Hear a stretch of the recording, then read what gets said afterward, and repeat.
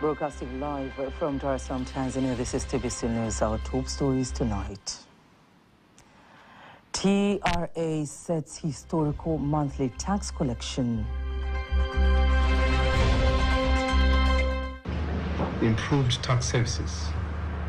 TRA has improved provision of tax services. Swania on Mission 300, strides and challenges.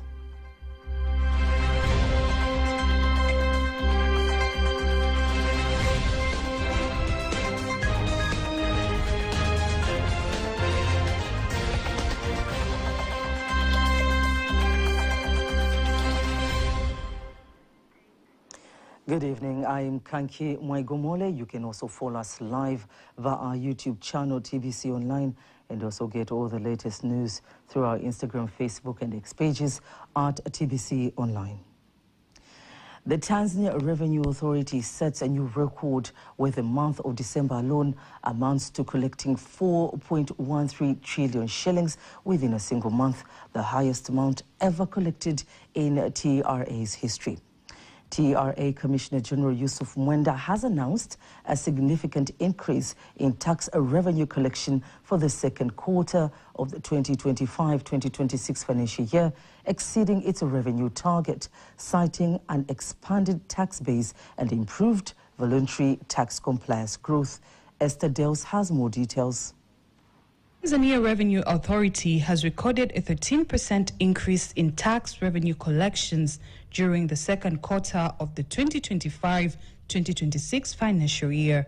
TRA Commissioner General Yusuf Mwenda says the authority managed to collect 9.8 trillion shillings, equivalent to 101.45% of the targeted 9.66 trillion shillings, a milestone achieved through the increase of voluntary tax compliance growth within the country. With a growth of 15.5% of the collection during the month of December, there are a number of factors that has contributed to it. One being improved tax services. TRA has improved provision of tax services, but the provision of tax education has also improved voluntary tax compliance.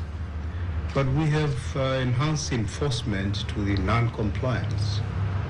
Those who are evading taxes and those who are avoiding taxes, we have the teams in place to curb it in order to improve fairness. This has forced some taxpayers to voluntarily comply. While addressing journalists in Dar es Salaam, Mwenda also outlines what taxpayers should expect in 2026, noting that TRA will continue improving digital tax payment systems, simplifying procedures, and strengthening taxpayers' education to make compliance easier and more transparent. We will keep improving our tax services to them.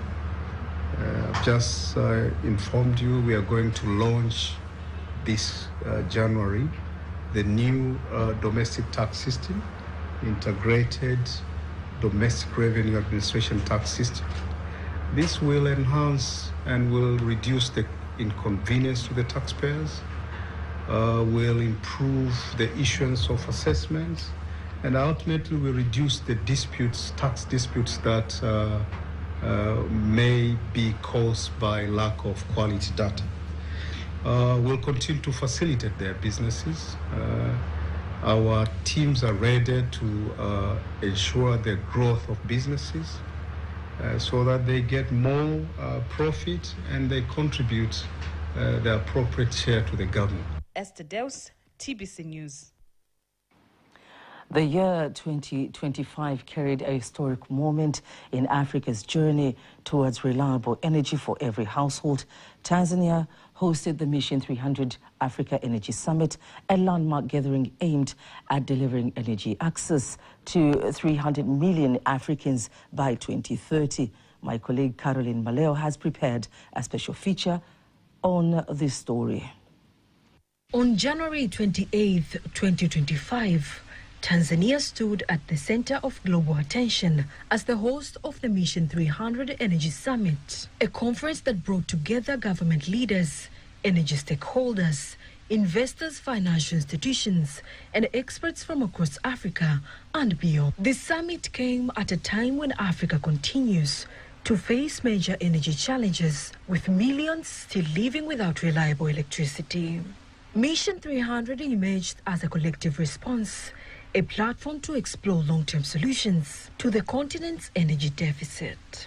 Mission 300 was chosen to be hosted in Tanzania for many reasons, including the country's growing leadership in clean energy advocacy across Africa. As Dr. Akinwumi Adesina, President Emeritus of the African Development Bank, explained, that Tanzania was selected because of its dynamic leadership and commitment to promoting clean, sustainable energy throughout the continent. I have a very good reason why I chose Tanzania. When we were making this decision, Tanzania had the only female president in Africa at this very moment who is genuinely committed and a true champion of change. I know her. She is a leader who governs from the heart. The core goal of Mission 300 is clear: by 2030, to ensure that more than 300 million Africans have access to reliable, affordable, and clean energy. This access is critical to driving industrial growth, improving health and education services, and creating new job opportunities for African youth. For Tanzania, the summit represented proof of its rising role on Africa's energy map. The country shared its achievement in hydroelectric power, natural gas utilization, and its expanding focus on renewable energy sources such as solar and wind. Through Mission 300, Tanzania declared its intention to become a regional energy hub for East Africa, opening doors for collaboration, partnerships, and investment in strategic energy projects. Addressing the summit, the President of the United Republic of Tanzania, Dr. Samia Suluhu Hassan, highlighted the importance of the Dar es Salaam Declaration, saying it represents a powerful commitment to realizing the vision of Africa's founding fathers, a vision where the continent must first secure affordable and sustainable energy if it is to achieve economic self-reliance. The Dar es Salaam Declaration that we have adopted today is the driving force that will propel us towards fulfilling the dreams of African founding leaders who longed for a second liberation, an economic liberation, and for our continent. And I believe we all agree that Africa cannot achieve a meaningful economic development without ensuring sufficient and reliable energy for its people. Therefore, I commend you for making history here in Dar es Salaam. Across the continent, the summit strengthened unity in the fight against energy poverty. The message was clear: without reliable energy, there can be no industries, no jobs, and no sustainable development. President Azali Assoumani of Comoros emphasizes that the summit provides an opportunity to deepen cooperation and find lasting solutions to connect 300 million people to electricity, while President Evariste Ndayishimiye of Burundi described his nation's plans to secure reliable energy. This is an opportunity to strengthen our cooperation. We are here to explore how we can find solutions for the 300 million people who must gain access to electricity by 2030, so that families and communities can improve their living standards, and especially so business can grow through reliable power. In Burundi, we have working on a project to ensure electricity reaches all our people. We expect to have a transmission line bringing electricity from Ethiopia to Burundi, and we are currently in the process of constructing the infrastructure that will supply 200 megawatts. Burundi would also like to import electricity from Tanzania. Mission 300 also placed strong emphasis on the use of clean energy, environmental protection, and climate action, reinforcing that development must go hand in hand with safeguarding our planet for future generations. By hosting this summit, Tanzania demonstrated its vision, leadership, and the capacity to steer vital global discussions about Africa's development trajectory. Caroline Maleo, TBC News. Thank you so much, Caroline Maleo, with that feature story. In other news, a total of 15 children were born, 7 of them boys and 8 girls on New Year's Eve at Mwananyamala, Temeke and Amana Referral Hospitals in Dar es Salaam region.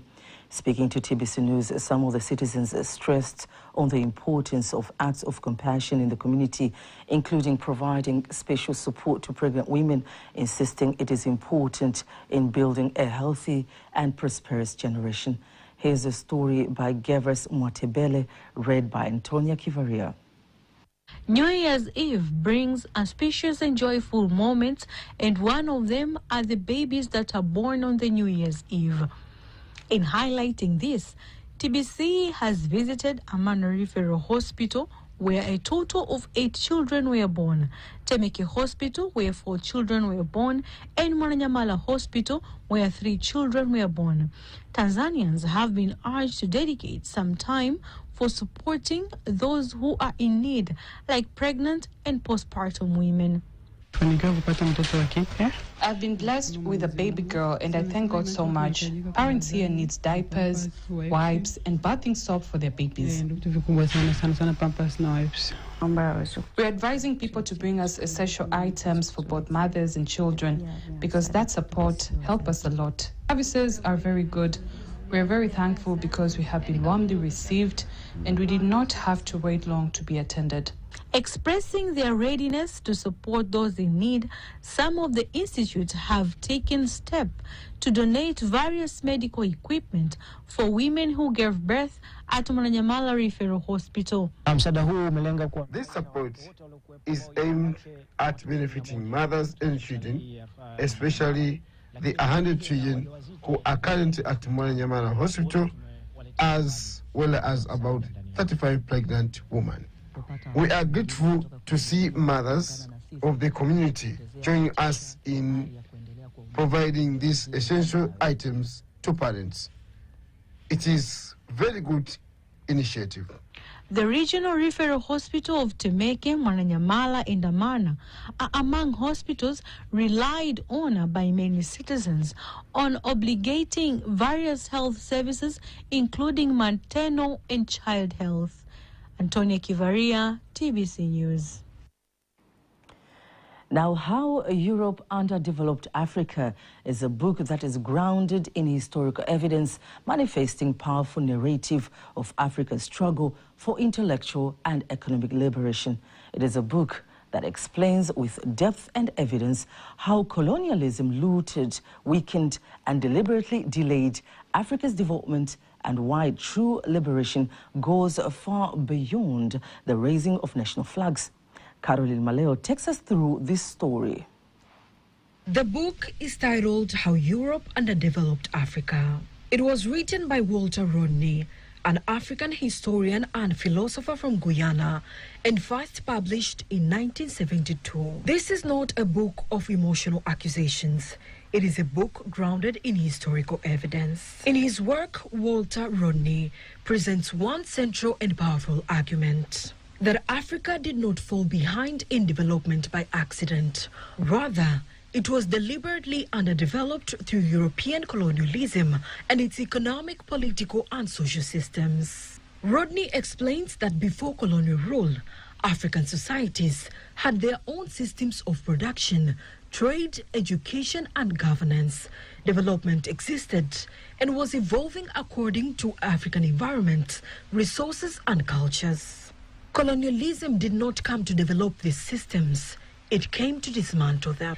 According to Rodney, Europe advances its own economy by exploiting Africa.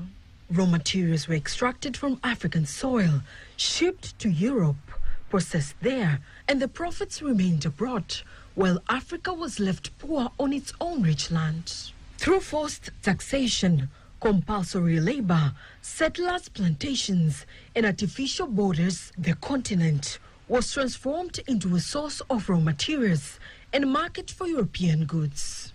Colonial education, Rodney argues, was not designed to liberate Africans, but to produce servants for the colonial systems. Genesis of colonialism was on exploitation of these resources for the benefit of the development of the industrialized countries. He did take a peek at my, I think my dad's travel documents. And at that time, he was classified as a British subject of Tanganyika territory. Not a citizen, no, British subject. Walter Rodney insists that colonialism did not only destroy Africa's economy, it destroys Africa's ability to determine its own future. Even after political independence, he warned of neocolonialism, where dependence on aids, loans, and unequal trade continued old chains in new forms. Yet, How Europe Underdeveloped Africa is not a book of despair, it is a book of intellectual awakening. Rodney argues that Africa's true liberation lies in controlling its own resources, building internal productive systems, investing in education that frees the mind, and cultivating leadership that understands its history. Today, some steps being taken in Tanzania reflect this spirit of self-awareness and liberation. The implementation of major national strategic projects in energy, transport infrastructure, modern railways, ports, health, and education, including country's development vision, DIRA 2050, demonstrates our commitment to building a self-reliant economic foundation rather than external dependence. You have Tanzanite bridge, so I say in one span you can see development of one thing. You say, this is how far we've traveled. But you can also go to Julius Nyerere International Airport, and Terminal 1 was the international airport. And then some 20 years later, I remember 1982, where Terminal 2 has the international airport. Now you have Terminal 3. So as on one page, you can see how far we've traveled. The future is bright, provided you work to build the future. Don't believe that there are people there who are generous, who are your development partners, whatever they call themselves, that these people are going to work for you. The continent is one of the richest continents in the world. We have a population of 1.5 billion people so far, but also we have lots of mineral deposits. Furthermore, the emphasis on protecting national interests in natural resources, strengthening local production, and investing in Tanzanian knowledge and skills represents deliberate efforts to break the historical chains identified by Walter Rodney. This is a new generation of African liberation of policy, of infrastructure, and of thoughts. For Tanzania and for Africa as whole, Walter Rodney's message remains profoundly relevant. Africa was not underdeveloped because it lacked capacity. It was placed within a system designed to benefit Europe. And today, every act of self-awareness, every strategic project, every decision to protect natural resources is Africa's response to its history. Caroline Maleo, TBC News. Interesting book there by Walter Rodney and reviewed by our very own Caroline Maleo. Meanwhile, as the new year begins, many people take time to reflect on their goals, accomplishments, and plans for the new year. One technique that is gaining popularity is helping to achieve goals is the use of a vision board. Esther Dels tells us more. As the year begins, many people reflect on their goals, achievements, and plans for the coming year. A vision board is a collection of images, words, or symbols that represent a person's goals and dreams for a specific period of time. This is an important tool in achieving the relevant goals. Because it was clearly directing where I wanted to, where I was heading towards, where was my direction, like, where it's like a roadmap, a blueprint of what I want to achieve for 2025. So looking back at it, things that looked were far away, but right now I've achieved some and some I couldn't achieve, and I'm moving with them to 2026 to make improvement and adjust in areas that for one reason or another I failed. So it's really important to have a vision board. And looking back also, among the goals that I planned for myself was improving my skills in photography, videography, and in creative way. And yes, especially having my own equipment. So looking back at it, I attained, I would say 80% of it were attainable. So moving to 2026, I'll still maintain the same tradition of having a vision board to have a roadmap on where Esther is going in 2026. To better understand the importance of vision board, I visited another individual called Emanuela, who also uses vision board as a guide for personal and professional growth. This one is my vision board for 2025, literally. When I was in 2024, I never knew anything about vision board. And then ikafika too, like this time I was like, I want to have my vision board for 2025. And I made it. Like, how did I make it? Because I wanted to know how do I want to achieve some things like with the resources that I have. If I shift from my vision board in 2025 to my vision board in 2026, this is so great. Guys, if I achieved everything in 2025, why not in 2026? So I said, I'm gonna create my vision board before January so that I can have the clear thing. It's one of the things that I literally know why you need a vision board. It's very important. It keeps you in the track. Every time you go in another month, you'll be like, my vision says I need to get a passport this year. So you have to like work very hard to get the money to go and get your passport. The vision board has proved an important tool for reflecting, planning, and turning dreams into reality. Esther Deus, TBC News. Interesting, the vision board with Esther Deus. And in sports, Indian High Commission Head of Political Affairs and Media Lakshay Arand urges Tanzanians artists to utilize the Indian market to sell their artworks to boost income. Speaking during the awarding ceremony of the parting competition with the theme Indian Ocean Connecting Tanzania and Indian Culture held in Bagamoyo Institute of Arts and Culture, Tasuba, Arand pointed out that India, with 1.4 billion population, can be a good market for Tanzanians' artworks and goods.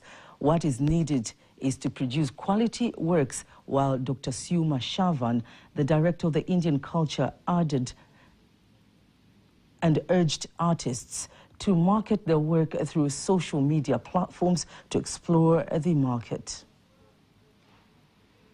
So my only message is that in today's world, where studies and sports and all these things are taking up the world, the priorities are shifting towards studies, then to the art.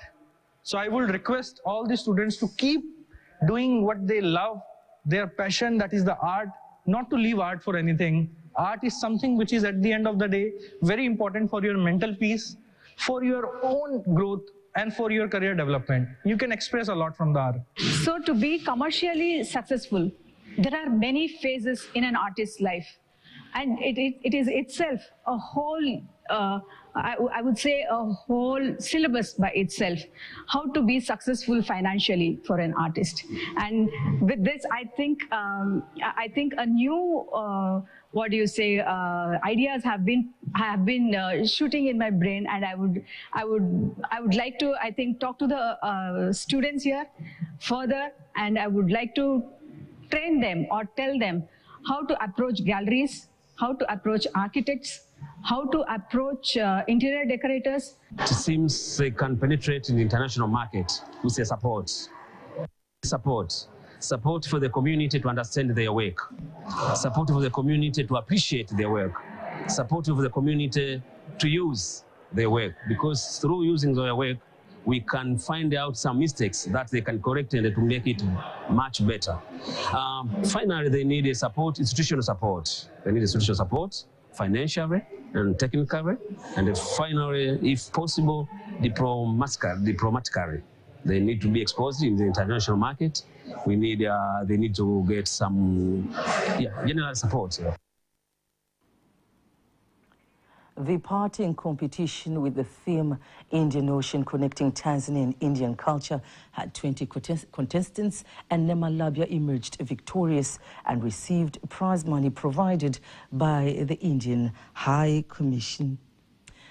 And that's the sports news. And now, before we conclude the news bulletin for tonight, let's take a look at the weather forecast for the next 24 hours. Hello dear viewers, and thank you for joining us for the weather forecast. And by starting for tonight, we expect northeastern Highland, central part of the country together with northern coastal areas are expected to feature with partly cloud condition, light rain showers over a few areas. And for the rest part of the country are expected to feature with partly cloud condition, thunder showers over a few areas. And for tomorrow, we expect the wind to flow at the speed of 20 kilometers per hour over Lake Victoria, Lake Tanganyika, Lake Rukwa together with Lake Nyasa, and the speed of 30 kilometers per hour over the entire coast, and the state of the sea is expected to be moderate. And also for tomorrow, we expect Lake Victoria Basin together with the southern coast are expected to feature with partly cloud condition, thunder showers over a few areas and sun periods. Northeastern Highland together with the central part of the country are expected to feature with partly cloud condition, rain showers over a few areas and sun periods. And for the northern coastal areas are expected to feature with partly cloud condition, light rain showers over a few areas and sun periods. And for the rest part of the country are expected to feature with cloud condition, thunder showers over a few areas together with sun interval. And welcome for the next 24 weather forecast from different cities and regions. Dar es Salaam, thunder showers together with light rain are expected. Dodoma, thunder showers are expected. Mbeya, thunder showers are expected. Mwanza, thunder showers together with thunderstorms are expected. Kilimanjaro, light rain together with thunder showers are expected. Morogoro, light rain together with thunder showers are expected. And also for Arusha, light rain together with thunder showers are expected. I'm Rebecca William from Salama Meteorological Authority. Happy New Year and thank you. And that marks the end of the news bulletin for tonight. Don't miss our next bulletin in Kiswahili at 11 p.m. On behalf of the whole team, I'm Kanki Mwegomore. Happy New Year.